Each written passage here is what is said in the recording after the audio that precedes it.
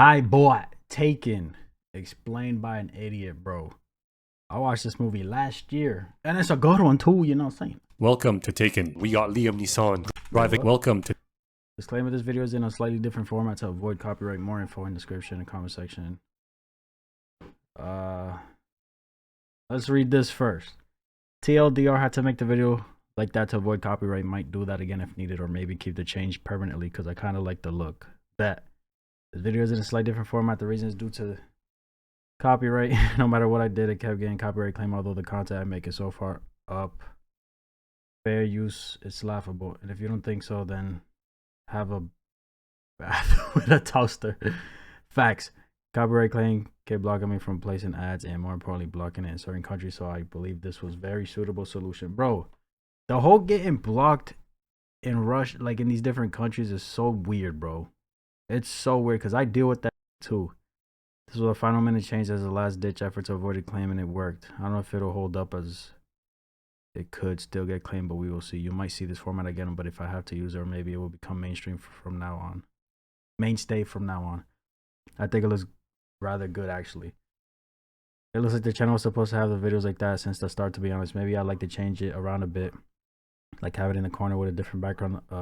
Crudely drawn MS Paint, TV, cinema, etc. Edit. It got copyrighted claim again, but I ain't taking it down this time. F it, enjoy it. Ah, so stupid, bro.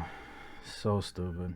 To Taken. We got Liam Neeson driving a Nissan. It's a Nissan. He's buying a karaoke machine to give to his daughter for her 17th birthday because she always wanted to be a singer. He's trying to be more present in her life to make up for lost time because he was a very absent father, always away working. So he goes over to her birthday party to give her this gift at a mansion because his workaholic led himself to have a divorce with his wife. He was being real bad, honestly, and she's now married to this rich dude called Clint or something. Hence they are here. His daughter gets a gift and she's very happy about it. She gives him a hug, but then this rich new husband guy gifts her a horse. Rich people. So Liam goes home and has sad divorce times looking at pictures of his daughter.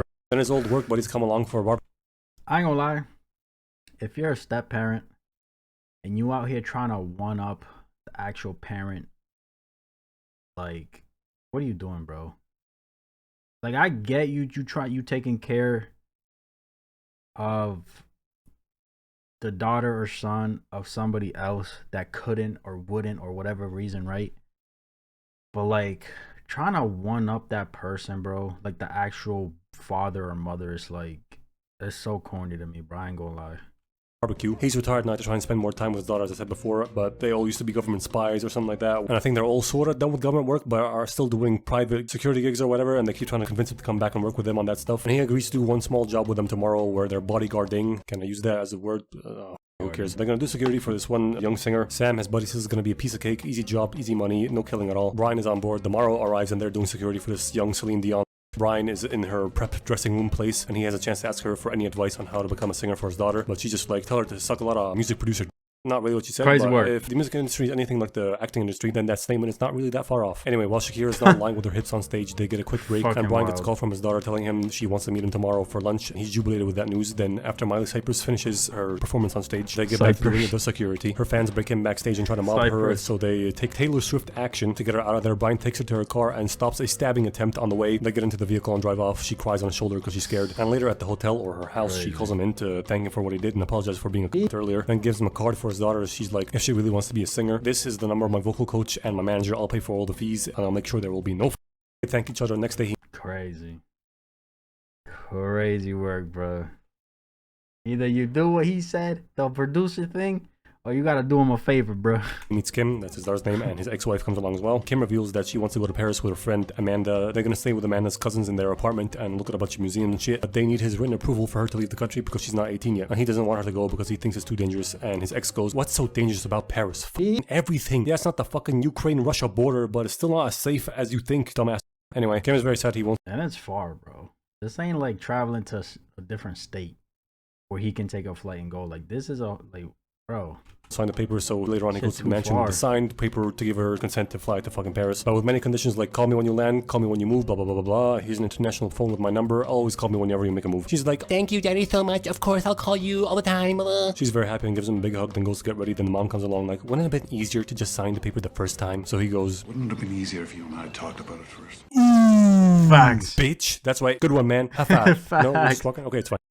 He drives Kim to the airport. When they get there, she meets Amanda while he gets her bags and sees her travel plans with a map of Europe detailing that she's going to do a Euro trip following around this band. This was a time before Google Maps and smartphones, so this was a normal thing to do. He confronts her mother about this lie of her just staying in France, and she tells him that she knew about this lie and about the whole Euro trip thing. They just didn't tell him because he would definitely refuse that. So he tells her that her now rich ass forgot how dangerous the world could be, but she tells him that he has to stop smothering her and let her go discover the world. He agrees and they send her off to Paris, land of deodorant overuse and a big fucking telephone pole. They land and immediately at the airport a French fuck starts rizzing them up, offers to take a picture of them using their phone, and asks them if they want to share a cab together because cabs are so expensive, and dumbass Amanda agrees. They get dropped off at her cousin's place, and the fucking blonde bongo head retard who never learned about stranger danger keeps telling him how it's her cousin's place and they're out of town.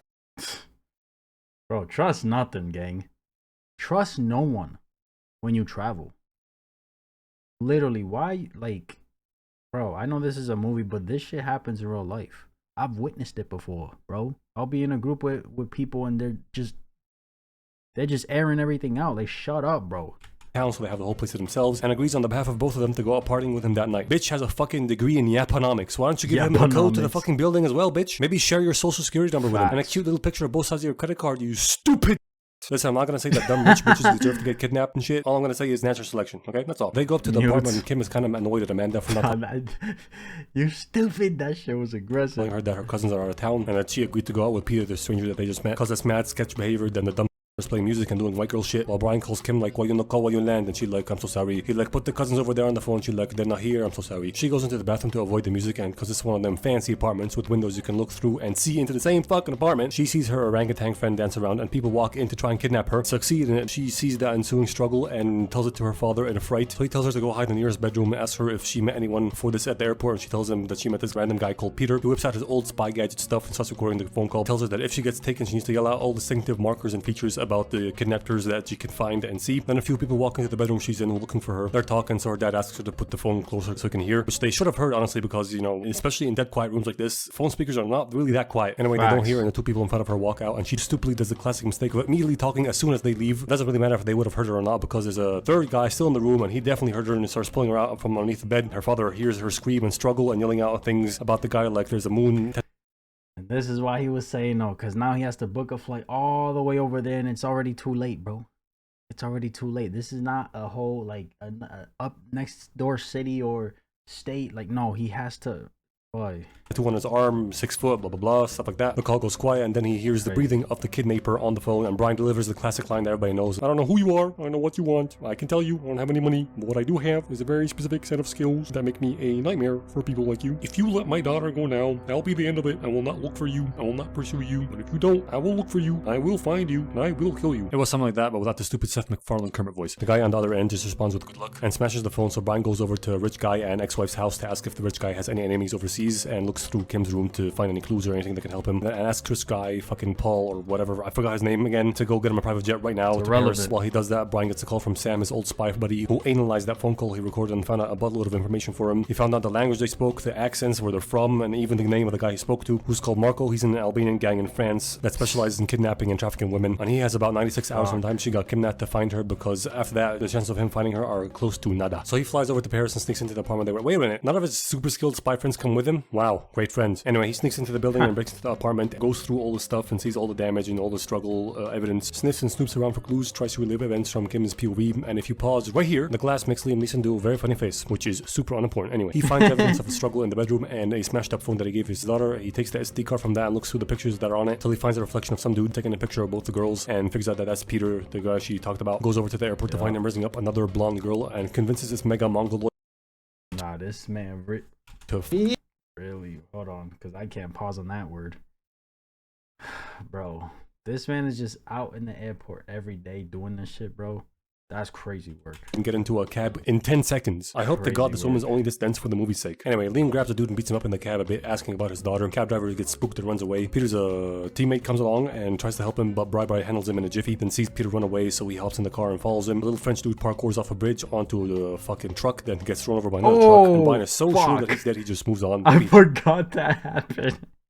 I forgot that happened. I don't know. But he moves on to see an old French colleague that is no longer a field agent. Instead, he sits behind a big desk now. They see some sort of big tuna in the French police department. Brian tells him what the go is fucking on, that his daughter is kidnapped and he needs information about this Albanian gang, Jean-Claude without the Van Damme. Gives him information about where he's most likely to find them doing criminal activities and tells him to try and not make that big of a mess while he goes off. Then assigns someone to go follow him around. Brian then acquires himself an Audi and a Albanian translator named Gregor, pays him for 10 hours of his service and tells him to wait in the car while he goes to chat up some street corner services. But he's not really, he's just trying to annoy them and interrupt their business long enough for the pimps to come along and deal with him or scare him away, which they do, and he pretends to be a bag of jelly.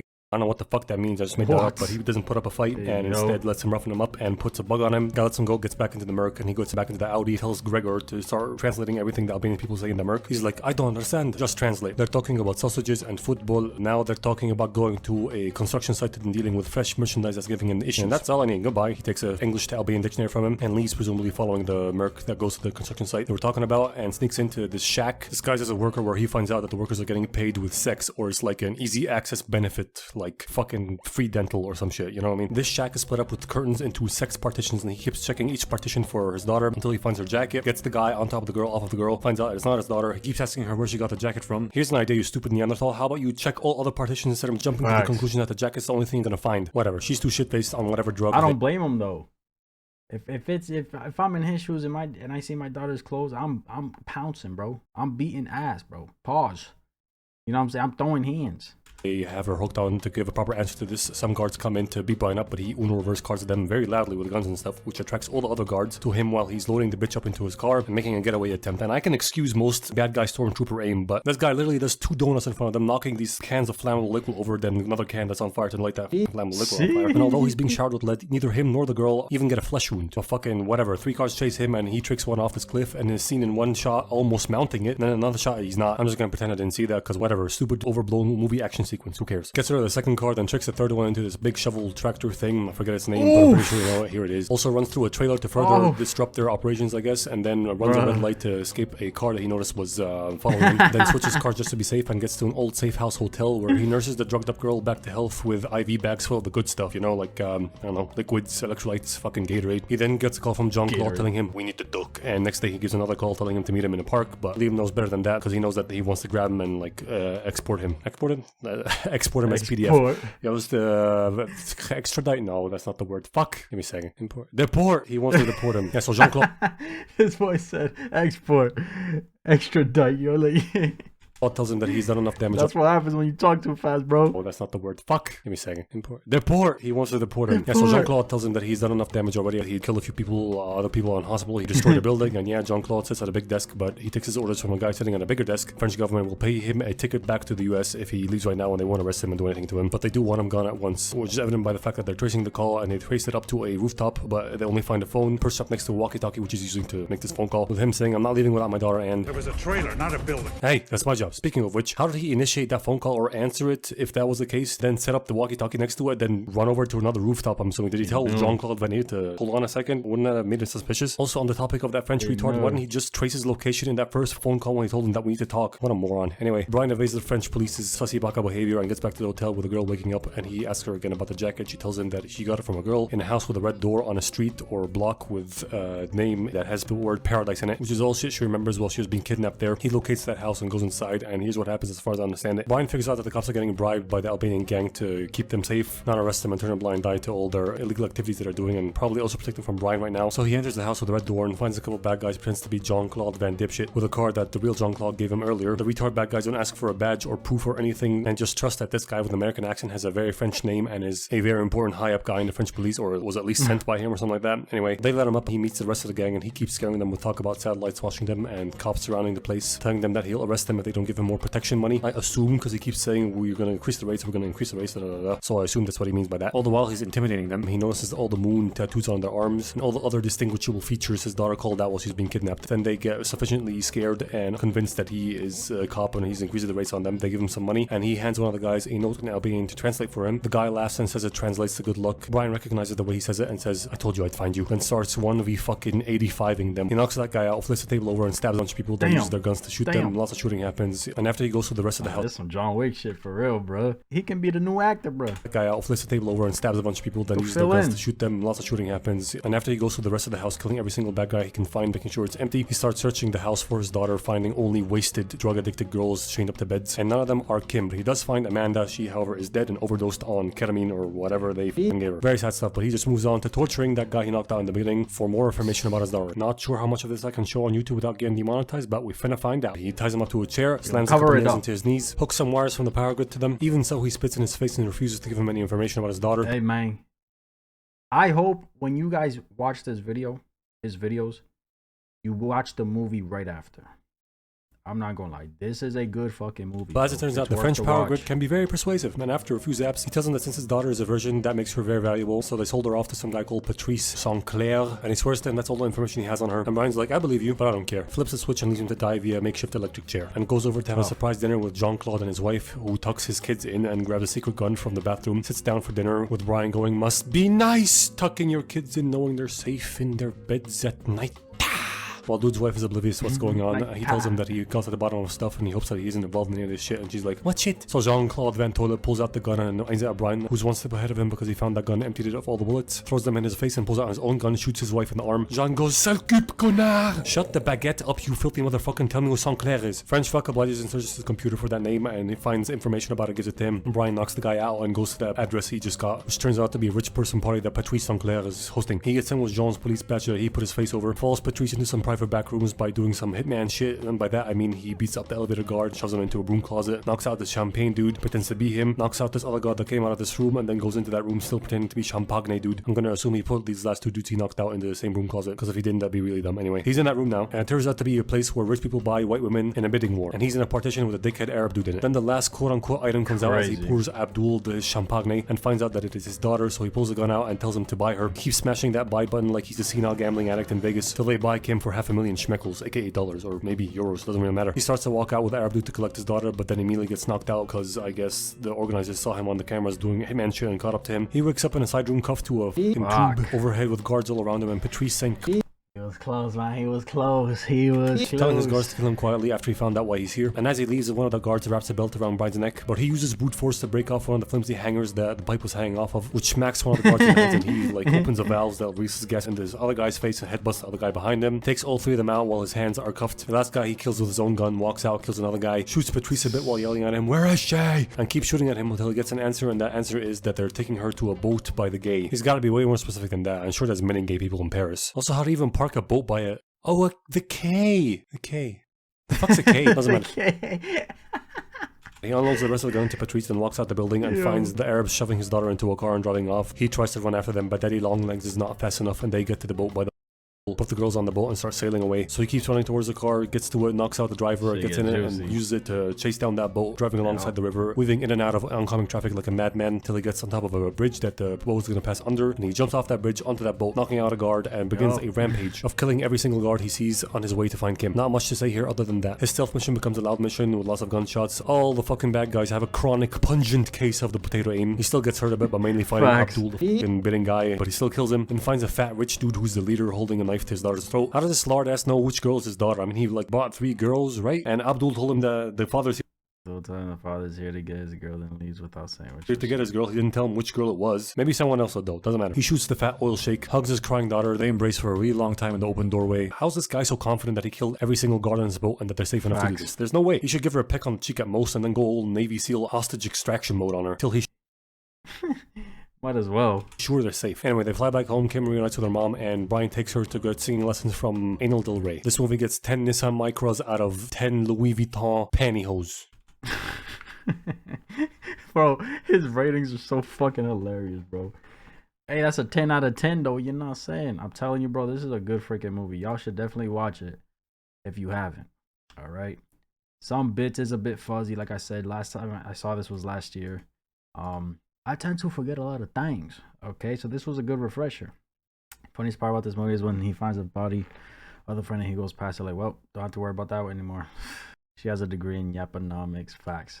After 3 Taken movies, you have to wonder if the guy is just awful father that can't keep track of his kids. Doug, that man really John Wick for real, bro. No cap.